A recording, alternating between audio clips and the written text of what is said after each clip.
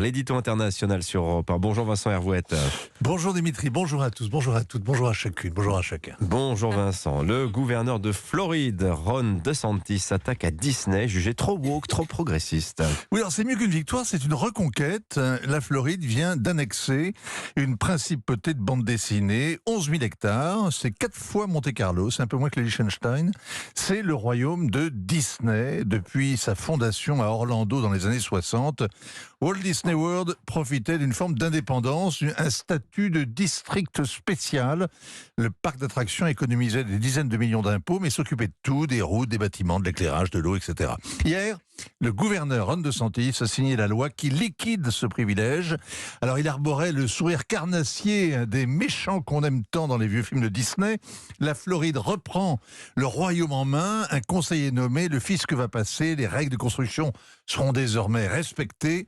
Le républicain frappe Disney au portefeuille, mais il remporte surtout une victoire culturelle, une bataille décisive, car Disney est le symbole du wokisme, sa forteresse.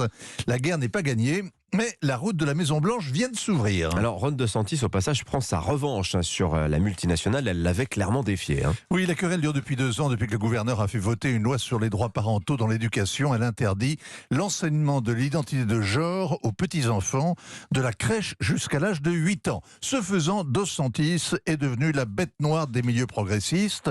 Mais 2 électeurs sur 3 le soutiennent et jubilent de voir les gens riches et célèbres d'Hollywood réduits à l'impuissance. Joe Biden condamne une loi qui met en danger les jeunes LGBTQIA vulnérables. Disney, qui vient d'engager la purge de son catalogue, signalant par un bandeau infamant que Peter Pan, les Aristochats, Dumbo sont d'un racisme insupportable. Disney qui vient de lancer la petite sirène noire ou Miss Marvel pour faire oublier la Belle au bois dormant qui ferait l'apologie du viol ou Blanche-Neige et les 7 nains aux stéréotypes consternants. Eh bien, Disney prétend faire abroger la loi. Son président a bien tenté de résister aux activistes hyper woke de l'entreprise, mais il a été viré. Voilà, et Ron DeSantis contre-attaque et va leur faire payer cher. Oui, il a trouvé une martingale efficace. Il démasque le double langage de la gauche. Elle est censée lutter contre les multinationales et s'indigner de l'évasion fiscale, mais elle défend Disney qui prétend dicter sa loi aux dirigeants élus. Ron DeSantis est un excellent provocateur. Il a supprimé les masques Covid avant tout le monde. Les progressistes sont accusés de meurtre de masse. Mais l'économie de la Floride a rebondi. Son projet de loi anti-émeute assure l'impunité aux automobilistes qui renverseraient des manifestants, mais envoie en justice pour raquette les syndicats qui laissent la manif dégénérer. Il ferraille contre un programme d'enseignement de l'histoire afro-américaine qui fait la promotion de Black Lives Matter ou de la théorie queer. Son style incendiaire n'est pas un handicap, au contraire, il a été réélu triomphalement en novembre.